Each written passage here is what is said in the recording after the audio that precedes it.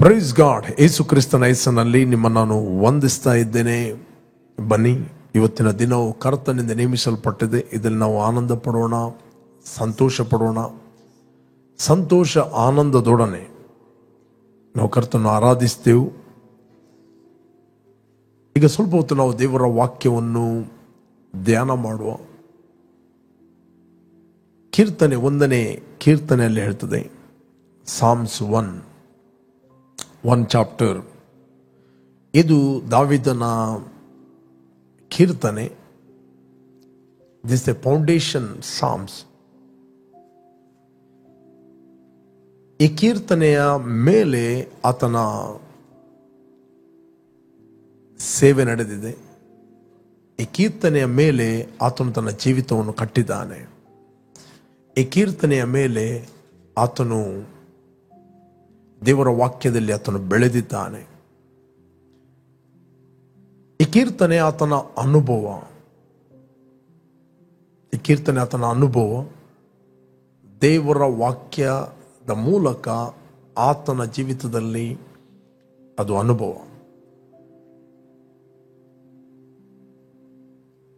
ನಾವು ನೋಡ್ಲಿಕ್ಕೆ ಹೋದರೆ ದ ಬೈಬಲ್ ಹೇಳ್ತದೆ,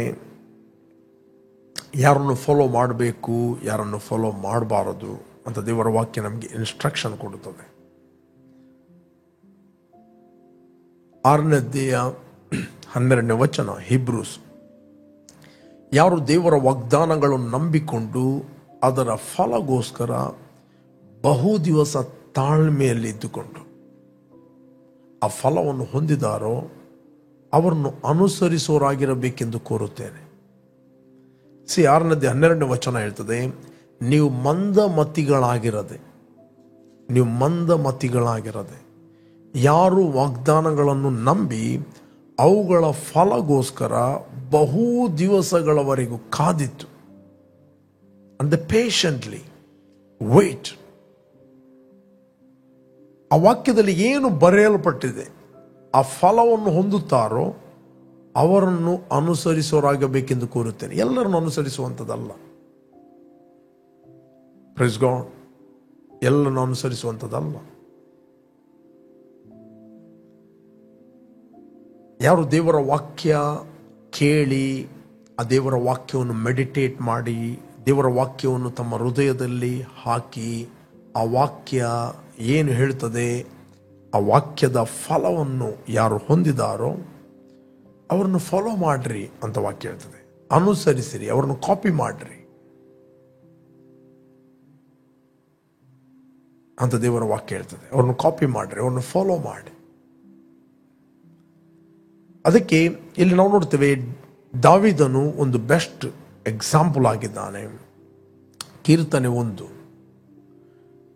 1ನೇ ಅಧ್ಯಾಯ 1ನೇ ವಚನ, ಸಾಮ್ಸ್ 1 ಚಾಪ್ಟರ್ 1 ವರ್ಸ್. ಕೀರ್ತನೆ 1:1 ನಾವು ಪುನಃ ತೆಗೆಯುವ. ಯಾವನು ದುಷ್ಟರ ಆಲೋಚನೆಯಂತೆ ನಡೆಯದೆ. ದುಷ್ಟ ಅಂದರೆ ದೇವರ ವಾಕ್ಯವನ್ನು ಅಲಕ್ಷ್ಯ ಮಾಡುವ, ದೇವರ ಭಯ ಇಲ್ಲದ ವ್ಯಕ್ತಿ. ದುಷ್ಟ ಅಂತ ಹೇಳಿದ್ರೆ ದೇವರನ್ನು, ದೇವರ ವಾಕ್ಯವನ್ನು ಅಲಕ್ಷ್ಯ ಮಾಡುವ, ಅಂದರೆ ದೇವರ ವಾಕ್ಯ ಸತ್ಯ ಎಂದು ನಂಬದ ವ್ಯಕ್ತಿ. ದೇವರು ಸತ್ಯ, ಆತನ ವಾಕ್ಯ ಕೂಡ ಸತ್ಯ. Praise God. ದೇವರ ವಾಕ್ಯ ಎಂಬುವಂಥದ್ದು ಅದು ಕತೆ ಅಲ್ಲ. ದೇವರ ವಾಕ್ಯ ಅದು ಜೀವವಾಗಿದೆ. ಯಾಕಂದ್ರೆ ದೇವರ ವಾಕ್ಯ ದೇವರೇ ಆಗಿದ್ದಾನೆ. ಇಲ್ಲಿ ಬೈಬಲ್ ಹೇಳ್ತದೆ, ಯಾವನು ದುಷ್ಟರ ಆಲೋಚನೆಯಂತೆ ನಡೆಯದೆ ಪಾಪಾತ್ಮನ ಮಾರ್ಗದಲ್ಲಿ ನಿಂತುಕೊಳ್ಳದೆ ಧರ್ಮ ನಿಂದಕರೊಡನೆ ಕೂತುಕೊಳ್ಳದೆ. 3 ಸಂಗತಿಗಳು. ಈ 3 ವ್ಯಕ್ತಿಗಳು ಕೂಡ ದೇವರ ವಾಕ್ಯವನ್ನು ಅಲಕ್ಷ್ಯ ಮಾಡುವವರು. ದುಷ್ಟರು ಅಂದರೆ ದೇವರನ್ನು ಅಲಕ್ಷ್ಯ ಮಾಡುವವರು. 9ನೇ ಅಧ್ಯಾಯ 17ನೇ ವಚನ ಕೀರ್ತನೆಯಲ್ಲಿ ನಾವು ನೋಡ್ತೇವೆ. ಸಾಮ್ಸ್ 9:17. ದುಷ್ಟರು ಅಂದರೆ ದೇವರನ್ನು ಅಲಕ್ಷ್ಯ ಮಾಡುವ ಜನಾಂಗಗಳವರೆಲ್ಲರೂ ಪಾತಾಳಕ್ಕೆ ಇಳಿದು ಹೋಗೋರು. The wicked shall be turn into hell. Okay. and all the nations that forget God. ದೇವರನ್ನು ಮರೆತು ಹೋಗಿದ್ದಾರೆ. They don't know about God. They everything see the natural things. Okay? Bible ಹೇಳ್ತಿದೆ, ದುಷ್ಟರ ಆಲೋಚನೆಯಂತೆ ನಡೆಯದೆ. ದುಷ್ಟರು ಕೊಡುವಂಥ ಆಲೋಚನೆಗಳು, ಸುಳ್ಳುಗಳು, ವಿಕೆಡ್ ಕೌನ್ಸಿಲ್. ದುಷ್ಟನು ರಾತ್ರಿಯಲ್ಲಿ ಹಿಂಸೆಯನ್ನು ಆಲೋಚಿಸ್ತಾನಂತೆ. ದುಷ್ಟನು ಹಿಂಸೆಯನ್ನು ಕಲ್ಪಿಸ್ತಾನೆ. ನೆಕ್ಸ್ಟ್ ಹೇಳ್ತದೆ, ಪಾಪಾತ್ಮರ ಮಾರ್ಗದಲ್ಲಿ ನಿಂತುಕೊಂಡಿದೆ. ಪಾಪಾತ್ಮರು ಅಂತ ಹೇಳಿದ್ರೆ ಅವರಿಗೆ ದೇವರ ವಾಕ್ಯ ಗೊತ್ತು, ಅವರಿಗೆ ದೇವರ ಬಗ್ಗೆ ಗೊತ್ತು, ಸ್ಟಿಲ್ ಡಿಸೊಬೀಡಿಯನ್ಸ್, ಅವಿಧೇಯರು. ಇಂತಿಂಥದ್ದು ಒಳ್ಳೆಯದೆಂದು ತಿಳಿದು ಮಾಡದವನು ಪಾಪ ಮಾಡುತ್ತಾನೆ ಅಂತ ವಾಕ್ಯ ಹೇಳ್ತದೆ. ಓಕೆ. ಮೂರನೆಯದ್ದು ಧರ್ಮ ನಿಂದಕರು. ಧರ್ಮ ನಿಂದಕರು ಅಂತ ಹೇಳಿದ್ರೆ ನಿನ್ನ ನಂಬಿಕೆಯನ್ನು ಕ್ರಿಟಿಸೈಸ್ ಮಾಡುವ, ನಿನ್ನ ನಂಬಿಕೆಯನ್ನು ತಮಾಷೆ ಮಾಡುವ. ಈ ಮೂರು ವ್ಯಕ್ತಿಗಳಿಂದ ಎಲ್ಲಿವರೆಗೆ ನೀವು ಸಪರೇಟ್ ಆಗೋದಿಲ್ಲ, ಅಲ್ಲಿವರೆಗೆ ನಿಮಗೆ ದೇವರ ವಾಕ್ಯ ರಿಯಲ್ ಎಂದು ಕಾಣುವುದಿಲ್ಲ. ಒಂದೇ ಈ ಮೂರು ವ್ಯಕ್ತಿಗಳೊಟ್ಟಿಗೆ ಇರಬೇಕು: ದುಷ್ಟ, ಪಾಪಾತ್ಮ, ಧರ್ಮನಿಂದಕ. ಬೈಬಲ್ ಹೇಳ್ತದೆ, ಯಾವುದರಿಂದ ಸಪರೇಟ್ ಆಗಬೇಕು, ಯಾವುದರಿಂದ ನೀವು ಬೇರ್ಪಡಬೇಕು. ದೇವರ ವಾಕ್ಯ ನಿಮ್ಮಲ್ಲಿ ಫಲ ಕೊಡಬೇಕಂತ ಹೇಳಿದ್ರೆ, ದೇವರ ವಾಕ್ಯ ನಿಮ್ಮಲ್ಲಿ ಫ್ರೂಟ್ ಕೊಡಬೇಕಂತ ಹೇಳಿದ್ರೆ, ದೇವರ ವಾಕ್ಯ ನಿಮ್ಮಲ್ಲಿ ಪ್ರೊಡಕ್ಟಿವ್ ರಿಸಲ್ಟ್ ಕೊಡಬೇಕಂತಾರೆ, ಫಲಿತಾಂಶ ಕೊಡಬೇಕಂತ ಹೇಳಿದ್ರೆ, you must avoid this 3 people. Right? ಮುಂದೆ ಹೇಳ್ತದೆ ಕೂತುಕೊಳ್ಳದೆ ಯೆಹೋವನ ಧರ್ಮಶಾಸ್ತ್ರದಲ್ಲಿ ಆನಂದ ಪಡುವನಾಗಿ. ಆನಂದ ಯಾವಾಗ ಆಗ್ತದೆ ನಿನಗೆ? ಯಾವಾಗ ಆನಂದ ಆಗ್ತದೆ ಅಂತ ಹೇಳಿದ್ರೆ, ವಾಕ್ಯ ರಿಯಲ್ ಎಂದು ನಿನಗೆ ಗೊತ್ತಾದಾಗ. ಯೆಹೋವನ ಧರ್ಮಶಾಸ್ತ್ರದಲ್ಲಿ ಅಂದರೆ ದೇವರ ವಾಕ್ಯದಲ್ಲಿ ಆನಂದ ಪಡುವನಾಗಿ ಅದನ್ನೇ ಹಗಲು ಇರುಳು ಧ್ಯಾನಿಸ್ತಿರುವವನು ಅವನೆಷ್ಟೋ ಧನ್ಯನು. He is A blessed man, but his delight is in the law of the lord, and in his law he meditates day and night. Day and night ಆತನು ಮೆಡಿಟೇಟ್ ಮಾಡುತ್ತಾನೆ. ಡೇ ಅಂಡ್ ನೈಟ್ ಅದರ ಬಗ್ಗೆ ಆಲೋಚನೆ ಮಾಡುತ್ತಾನೆ. Day and night ಕಾಣದ ಲೋಕದಲ್ಲಿರುವ ದೇವರ ಬಗ್ಗೆ ಆತನು ಆಲೋಚಿಸ್ತಾನೆ. ಕಾಣದ ಲೋಕದಲ್ಲಿರುವ ದೇವರ ಬಗ್ಗೆ ಆತನು ನಂಬಿಕೆ ಇಡುತ್ತಾನೆ. ಕಾಣದ ಲೋಕದಲ್ಲಿರುವ ದೇವರನ್ನು ಆಧಾರ ಮಾಡಿಕೊಳ್ಳುತ್ತಾನೆ. Praise god. ನಿನ್ನ ಆರೋಗ್ಯಕ್ಕೆ ಆಧಾರ ಆತನು, ನಿನ್ನ ಫೈನಾನ್ಸಿಗೆ ಆಧಾರ ಆತನು, ನಿನ್ನ ಕುಟುಂಬಕ್ಕೆ ಆಧಾರನು ಆತನು, ನೀನು ಮಾಡುತ್ತಿರುವ ಸೇವೆಗೆ ಆಧಾರ ಆತನು, ನೀನು ಮಾಡುತ್ತಿರುವ ಬಿಸ್ನೆಸ್ಗೆ ಆಧಾರನು ಆತನು, ನಿನ್ನ ಎಜುಕೇಷನ್ಗೆ ಆಧಾರ ಆತನು, ಅಥವಾ ನಿಮ್ಮ ದಾಂಪತ್ಯ ಜೀವಿತಕ್ಕೆ ಆಧಾರನು ಆತನು, ನಿನ್ನ ಪ್ರಯಾಣಕ್ಕೆ ಆಧಾರನು ಆತನು. Praise God. ಆತನನ್ನು ಆಧಾರ ಮಾಡುವುದಂದ್ರೆ ಆತನನ್ನು ಅವಲಂಬಿಸುವುದು, ಆತನ ಮೇಲೆ ಡಿಪೆಂಡ್ ಆಗುವಂಥದ್ದು. ಓಕೆ. ಯಾವುದೇ ನ್ಯಾಚುರಲ್ ಸಂಗತಿಗಳ ಮೇಲೆ ಭರವಸೆ ಇಡುವಂಥದ್ದಲ್ಲ, ಭರವಸೆ ಇಡುವಂಥದ್ದಲ್ಲ, ದೇವರ ಮೇಲೆ ಆತುಕೊಳ್ಳಿರುವಂಥದ್ದು. ಅದಕ್ಕೆ ಬೈಬಲ್ ಹೇಳ್ತದೆ 17ನೇ ಅಧ್ಯಾಯ 5ನೇ ವಚನ, 17 chapter 5 verse, ಜೆರೆಮಯ ಅದರಲ್ಲಿ ಹೇಳ್ತದೆ 17:5, ಯೆಹೋವನು ಹೀಗೆನ್ನುತ್ತಾನೆ, ಮಾನವ ಮಾತ್ರದವರಲ್ಲಿ ಭರವಸವಿಟ್ಟು ನರಜನ್ಮದವರನ್ನು ತನ್ನ ಭುಜಬಲವೆಂದು ತಿಳಿದು ಯೆಹೋವನನ್ನು ತೊರೆಯುವ ಮನಸ್ಸುಳ್ಳವನು ಶಾಪಗ್ರಸ್ತನು. Is a cursed man. Okay, next. ಇವನು ಅಡವಿಯಲ್ಲಿನ ಜಾಲಿಗೆ ಸಮಾನನು, ಶುಭ ಸಂಭವಿಸಿದರೂ ಅದನ್ನು ಕಾಣನು. ಅವನಿಗೆ ಶುಭ ಆದರೂ ಅದು ಗೊತ್ತಾಗುವುದಿಲ್ಲ. ದೇವರು ಅವನಿಗೆ ಸಹಾಯ ಮಾಡಿದ್ರು ಅವನಿಗೆ ಗೊತ್ತಾಗುವುದಿಲ್ಲ. ದೇವರು ಅವನಿಗೆ ಪ್ರೊಟೆಕ್ಟ್ ಮಾಡಿದ್ರು ಗೊತ್ತಾಗುವುದಿಲ್ಲ. ದೇವರವನ್ನು ಸಂರಕ್ಷಿಸಿದ್ರು ಅವನಿಗೆ ಗೊತ್ತಾಗುವುದಿಲ್ಲ. He cannot see, he only see natural.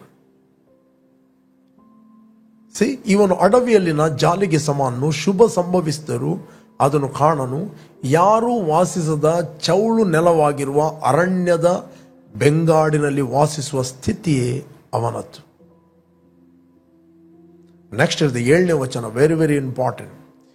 ಯಾವನು ಯೆಹೋವನಲ್ಲಿ ನಂಬಿಕೆ ಇಟ್ಟಿದ್ದಾನೋ, ಯಾವನಿಗೆ ಯೆಹೋವನು ಭರವಸವಾಗಿದ್ದಾನೋ ಅವನೇ ಧನ್ಯನು. Praise God. ನೀರಾವರಿಯಲ್ಲಿ ನೆಡಲ್ಪಟ್ಟು ಹೊಳೆಯ ದಡದಲ್ಲಿ ತನ್ನ ಬೇರುಗಳನ್ನು ಹರಡಿ ಧಗೆಗೆ ಭಯಪಡದೆ ಹಸುರೆಲೆಯನ್ನು ಬಿಡುತ್ತಾ ಕ್ಷಾಮ ವರ್ಷದಲ್ಲಿಯೂ ನಿಶ್ಚಿಂತೆಯಾಗಿ ಸದಾ ಫಲ ಕೊಡುತ್ತಾ ಇರುವ ಮರಕ್ಕೆ ಸಮನಾಗಿರುವನು. ಪುನಃ ನಾನು ಬರ್ತೇನೆ. ನೀರಾವರಿಯಲ್ಲಿ ನೆಡಲ್ಪಟ್ಟ ಹೊಳೆಯ ದಡದಲ್ಲಿ ತನ್ನ ಬೇರುಗಳನ್ನು ಹರಡಿ ಧಗೆಗೆ ಭಯಪಡದೆ, ಅಂದರೆ ಎಂಥ ಪರಿಸ್ಥಿತಿ, ಎಂಥ ಕ್ರಿಟಿಸಿಸಮ್, ಎಂಥ ಆಪರೇಷನ್, ಎಂಥ ನ್ಯೂಸ್ಗಳು, ಅವನು ಅಲ್ಲಾಡುವುದಿಲ್ಲ, ಅವನು ಭಯಪಡದೆ. ಯಾಕಂದ್ರೆ ಆತನ ಭರವಸ ಯಾರ ಮೇಲೆ ಇದೆ? ದೇವರ ಮೇಲೆ ಇದೆ. Man is not hour trust, god is our trust. ಯಾವ ಮನುಷ್ಯನಿಗೆ ತನ್ನ ಕರೆ ಏನಂತ ಗೊತ್ತಿದೆ, ತನ್ನ ಯಾರು ಆತನು ಕರೆದಿದ್ದಾನೆ ಅಂತ ಗೊತ್ತಿದ್ರೆ ಅವನು ಶೇಕ್ ಆಗೋದಿಲ್ಲ. Press god. ಆತನು ಶೇಕ್ ಆಗೋದಿಲ್ಲ. He knew is calling. Press god. ಆತನಿಗೆ ಆತನ ಕರೆ ಗೊತ್ತಿದೆ. ಪ್ರಿಯರೇ, ನಿನ್ನನ್ನು ಕರೆದ ಆತನು ಬೇರೆ ಯಾರಲ್ಲ, ದೇವರು ನಿನ್ನನ್ನು ಕರೆದಿದ್ದಾನೆ. God has called you. If you knew that, ನಿನಗೆ ಗೊತ್ತಿದೆ ದೇವರು ನಿನ್ನನ್ನು ಕರೆದಿದ್ದಾನೆ, ದೇವರು ನಿನ್ನ ಭರವಸೆಗೆ ಆಧಾರ. No one can shake you. ನಿನ್ನನ್ನು ಯಾರು ಕೂಡ ಅಲ್ಲಾಡಿಸ್ಲಿಕ್ಕೆ ಆಗೋದಿಲ್ಲ. The wasting time. Praise God. Wasting time. ನೀನು ದೇವರ ವಾಕ್ಯದಲ್ಲಿ ನಿಲ್ಲುವಂಥದ್ದು ಅಂತ ಹೇಳಿದರೆ ನೀನು ದೇವರ ಮೇಲೆ ಭರವಸೆ ಇಡುವಂಥದ್ದು. ದೇವರ ವಾಕ್ಯದ ಮೇಲೆ ಭರವಸೆ ಇಡುವುದಂದರೆ ನೀನು ದೇವರ ಮೇಲೆ ಭರವಸೆ ಇಡುವಂಥ.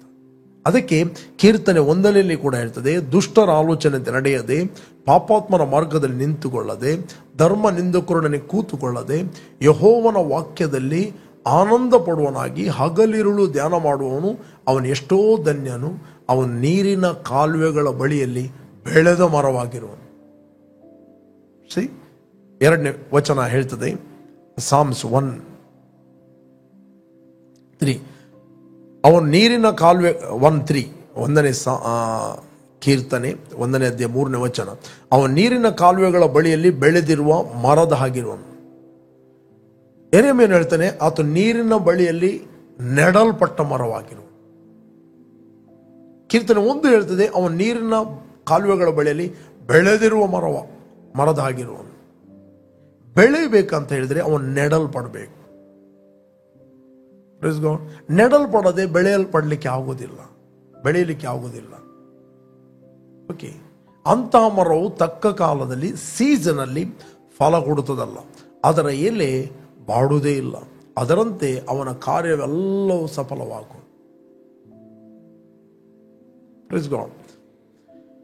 ಇಲ್ಲಿ ಕೆಲವರು ಹೇಳುವುದುಂಟು, ನನ್ನ ಏಳಿಗೆಗೆ ಅವನು ಅಡ್ಡ ಕಾಲು ಕೊಟ್ಟ, ಇವನು ಅಡ್ಡ ಕಾಲು ಕೊಟ್ಟ. ಯಾರು ಅಡ್ಡ ಕಾಲು ಕೊಡೋದಕ್ಕೆ ಆಗೋದಿಲ್ಲ. If you have the word of God in your spirit, ದೇವರ ವಾಕ್ಯ ನಿಮ್ಮ ಒಳಗೆ ಇದ್ದರೆ ಯಾರು ನಿನ್ನನ್ನು ಸ್ಟಾಪ್ ಮಾಡಲಿಕ್ಕೆ ಆಗೋದಿಲ್ಲ. Praise God. 18ನೇ ಅಧ್ಯಾಯ ನಾವು ನೋಡ್ತೀವಿ, 9ನೇ ವಚನ. ಅಪೊಸ್ತಲ ಪೌಲನಿಗೆ ದೇವರ ಆತ್ಮನ ಹೇಳುತ್ತಾನೆ.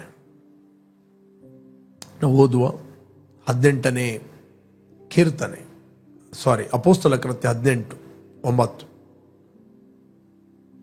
ಇದಲ್ಲದೆ ಕರ್ತನು ರಾತ್ರಿ ಕಾಲದಲ್ಲಿ ಪೌಲನಿಗೆ ದರ್ಶನ ಕೊಟ್ಟು, ನೀನು ಹೆದರಬೇಡ, ಸುಮ್ಮನಿರದೆ ಮಾತಾಡುತ್ತಲೇ ಇರು. Don't stop. ರೈಟ್. ನೀನು ಮಾತಾಡುತ್ತಲೇ ಇರು. ಅಪೊಸ್ತಲ ಪೌಲ ಪ್ರೀಚ್ ಮಾಡುವಾಗ ನಾವು ನೋಡ್ತೇವೆ, he was not ordinary man. ಇಸ್ರಾಯೇಲ್ರಲ್ಲಿ ಆತನು ಸೌಲನಾಗಿದೆ influential person and rich person. ನಾವು ನೋಡ್ತೇವೆ ಇನ್ಫ್ಲುಯೆನ್ಷಿಯಲ್ ಪರ್ಸನ್. ಅವನಿಗೆ ಎಲ್ಲ ರಾಜ್ಯಕ್ಕೆ ಇನ್ಫ್ಲುಯೆನ್ಸ್ ಇತ್ತು, ಎಲ್ಲ ಅಥಾರಿಟಿ ಇತ್ತು, ಎಲ್ಲ ಇತ್ತು. ಯಾವಾಗ ಆ ವ್ಯಕ್ತಿ ಯೇಸುಗೋಸ್ಕರ ಕಮಿಟ್ ಮಾಡಿದ, ಯಾವ ವ್ಯಕ್ತಿಗಳು ಅವನೊಟ್ಟಿಗಿದ್ದರು, ಯಾವ ವ್ಯಕ್ತಿಗಳು ಅವನಿಗೆ ಸಪೋರ್ಟ್ ಆಗಿದ್ದರು, ಯಾವ ವ್ಯಕ್ತಿ ಅವನ ಅಂಡರಲ್ಲಿದ್ದರು, ಅದೇ ವ್ಯಕ್ತಿಗಳು ಅವನಿಗೆ ತಿರುಗಿ ಬಿದ್ದು ಅವರು ಶಪಥ ಹಾಕಿದರು ಒಂದೇ, ಪೌಲನನ್ನು ನಾವು ಕೊಲ್ಲದೆ ಊಟ ಮಾಡುವುದಿಲ್ಲ ಅಂತ.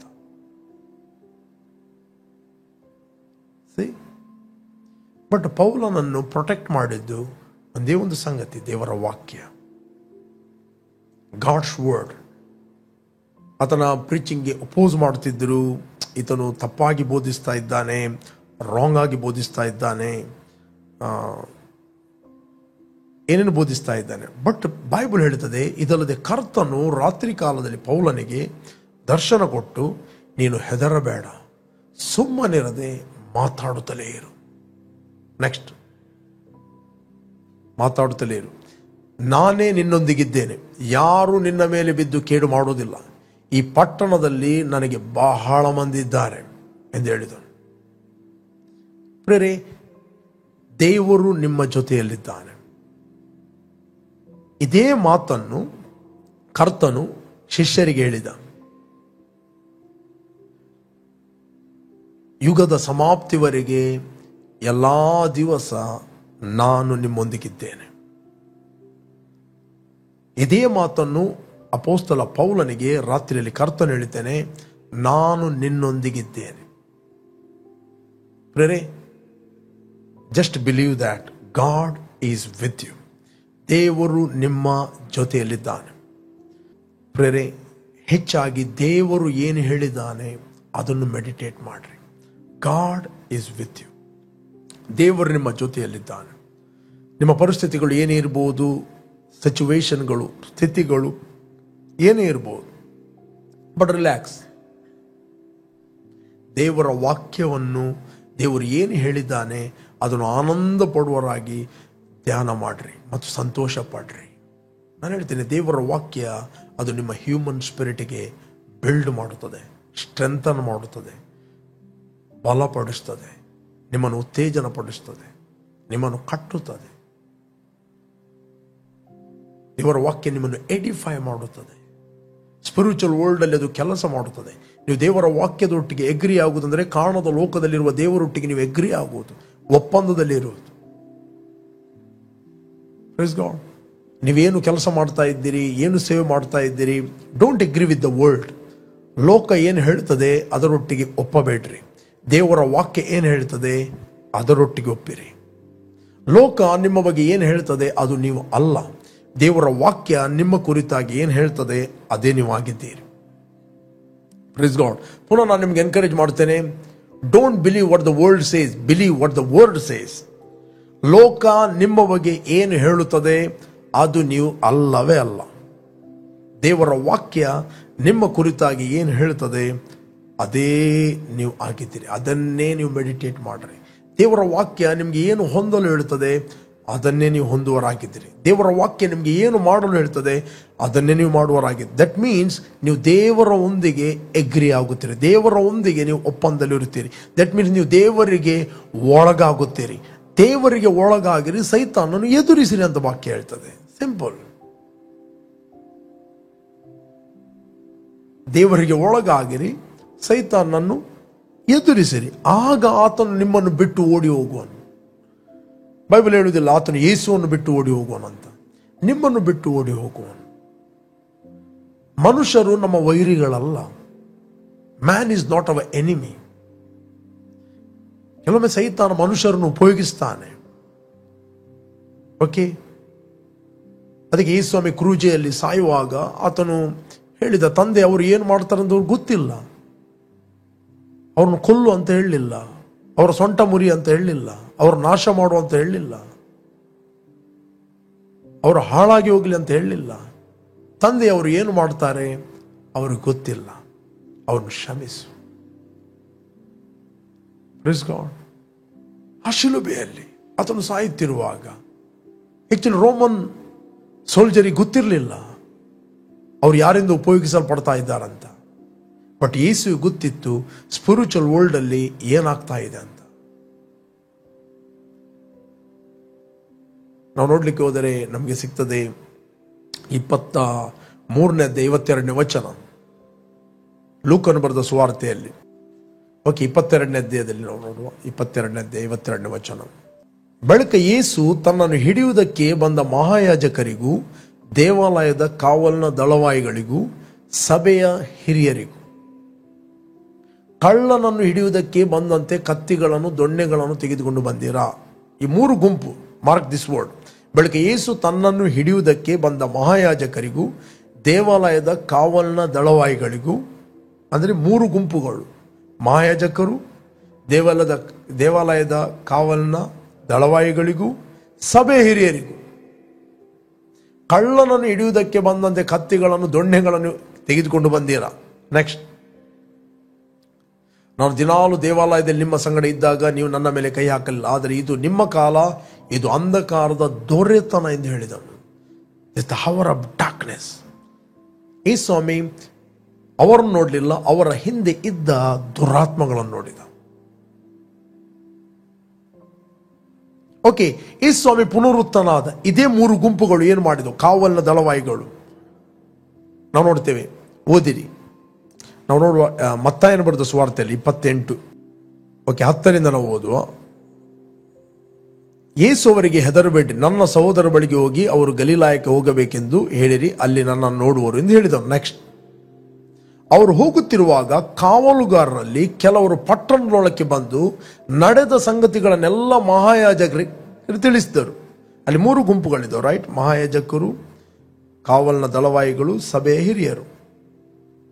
ಓಕೆ, ಈ 3 ಮೀಟಿಂಗ್ ಮಾಡ್ತಿದ್ರು. ಓಕೆ, ಇವರು ಹಿರಿಯರ ಸಂಗಡ ಕೂಡಿಕೊಂಡು ಆಲೋಚನೆ ಮಾಡಿ ಸಿಪಾಯಿಗಳಿಗೆ ಬಹಳ ಹಣ ಕೊಟ್ಟು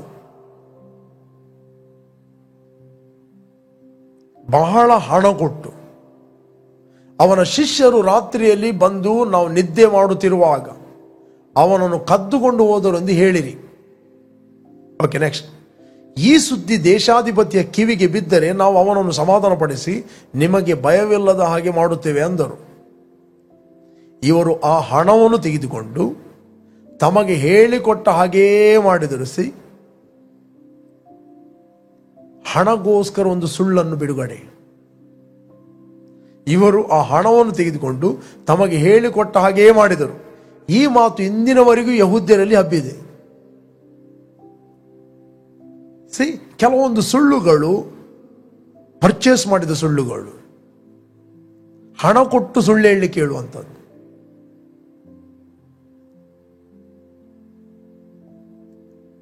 ಇಟ್ಸ್ ಅ ಲೈ ಫ್ರಮ್ ದ ಹೆಲ್. ನರಕದಿಂದ ಬರುವ ಸುಳ್ಳುಗಳಿದು. ಈ ಸುಳ್ಳನ್ನು ಅವರು ನೋಡಿದ್ದಾರೆ. ಯೇಸು ಪುನರುತ್ಥಾನ ಆದದ್ದು ಅವರು ನೋಡಿದ್ದಾರೆ. ಕಾವಲಿನ ದಳವಾಯಿಗಳು ಅವರು ಸೀದಾ ಮಹಾಯಾಜಕನ ಬಳಿಗೆ ಹೋದರು. ಮಹಾಯಾಜಕರು ಸಭೆ ಹಿರಿಯನ್ನು ಕರೆದರು, ಒಂದು ಮೀಟಿಂಗ್ ಮಾಡಿದರು. ಮೀಟಿಂಗ್ ಮಾಡಿ ಇವರು ಸ್ವಲ್ಪ ಅವರಿಗೆ ಹಣ ಕೊಟ್ಟು, ನೀವು ಹೇಗೆ ಹೇಳ್ರಿ, ನಾವು ಮಲಗಿದಾಗ ಕದ್ದುಕೊಂಡು ಹೋದರು ಅಂತ. ಬೈಬಲ್ ಹೇಳುತ್ತೆ, ಈ ಸುಳ್ಳು ಇಂದಿನವರೆಗೂ ಯಹೂದ್ಯರಲ್ಲಿ ಹಬ್ಬಿದೆ. ಒಂದು ಸುಳ್ಳು ಎಷ್ಟು ಡ್ಯಾಮೇಜ್ ಮಾಡುತ್ತದೆ. ಒಂದು ಸುಳ್ಳು ಅನೇಕ ಯಹೂದ್ಯರು ಯೇಸುವಿನ ಪುನರುತ್ಥಾನವನ್ನು ನಂಬದ ಹಾಗೆ ಮಾಡಿತ್ತು. ಇವತ್ತಿಗೂ ಬೈಬಲ್ ಹೇಳ್ತದೆ. ಯಾಕೆ ಜೂಯಿಷ್ ಪೀಪಲ್ ಯೇಸುವನ್ನು ನಂಬುವುದಿಲ್ಲ? ಅವರಿಗೆ ಆ ಸುಳ್ಳು ಜನರೇಷನ್ ನಿಂದ ಪಾಸ್ ಆಗಿದೆ. ಯೇಸು ಪುನರುತ್ಥಾನ ಆಗಲಿಲ್ಲ, ಆತನನ್ನು ಕದ್ದುಕೊಂಡು ಹೋಗಿದ್ದಾರೆ ಅಂತ. ಪ್ರೇರೆ, no one can stop the truth. ಈ ಸತ್ಯವನ್ನು ಮುಚ್ಚಿಟ್ಟು ಸೀಲ್ ಹಾಕ್ಲಿಕ್ಕೆ ನೋಡಿದ್ರು, ಬಟ್ ಒಂದು ದಿನ ಸತ್ಯ ಪುನರುತ್ಥಾನ ಆಯಿತು. No one can bury the truth. Truth, ಸತ್ಯ ಎಂಬುವಂಥದ್ದು ಅದು ಪುನರುತ್ಥಾನ ಆಯಿತು. ಸತ್ಯ ಸ್ಪ್ರೆಡ್ ಆಯಿತು. No one can stop the truth. ಪ್ರೇರೆ, ನಾನು ನಿಮ್ಗೆ ಎನ್ಕರೇಜ್ ಮಾಡುತ್ತೇನೆ, arise in the spirit. Jesus loves you so much. ಯೇಸು ಕ್ರಿಸ್ತ ನಿಮ್ಮನ್ನು ಪ್ರೀತಿ ಮಾಡುತ್ತಾನೆ. ಈ ಒಂದು ಸೀಸನ್ ಅಲ್ಲಿ, ಕ್ರಿಸ್ಮಸ್ ಈ ಒಂದು ಸೀಸನ್ ಅಲ್ಲಿ ಕೇವಲ ಕುಡಿಯುವುದು, ಡ್ರಿಂಕ್ ಮಾಡುವುದು, ಸೆಲೆಬ್ರೇಷನ್ ಅದೇ ಮೂಡಲ್ಲಿ ಇರಬೇಡ್ರಿ. ಆ ಸಮಯವನ್ನು ಯೂಸ್ ಮಾಡ್ರಿ ಕರ್ತನ ಪ್ರೀತಿಯನ್ನು ಇತರರಿಗೆ ಹಂಚಲಿಕ್ಕೆ, ಅನೇಕರು ಕರ್ತನನ್ನು ಕಂಡುಕೊಳ್ಳುವಂತೆ. Spread the truth, spread the gospel, spread good news. ಒಳ್ಳೆಯ ಸುದ್ದಿಯನ್ನು ಸ್ಪ್ರೆಡ್ ಮಾಡಿರಿ. You are appointed to spread good news, not bad news. ದೇವರು ನಿಮ್ಮನ್ನು ನೇಮಿಸಿದ್ದಾನೆ ಶುಭ ಸುದ್ದಿಯನ್ನು ಸಾರಲಿಕ್ಕೆ, ಸುಳ್ಳುಗಳನ್ನು ಸಾರಲಿಕ್ಕೆ ಅಲ್ಲ. You are appointed by God, you are called by God. ನೀವು ದೇವರಿಂದ ಕರೆಯಲ್ಪಟ್ಟವರು. Okay, let's pray. ನಾವು ಪ್ರಾರ್ಥನೆ ಮಾಡುವ. ಇಷ್ಟರವರೆಗೆ ನೀವು ಯೇಸುವಿನ ರಕ್ಷಕನ ಒಡೆಯನೆಂದು ಅಂಗೀಕಾರ ಮಾಡಲಿಲ್ಲ, ನೀವು ಫಸ್ಟ್ ಟೈಮ್ ಯಾರು ವೀಕ್ಷಿಸ್ತಾ ಇದ್ದೀರಿ, I will pray for you. Thank you Lord, thank you father.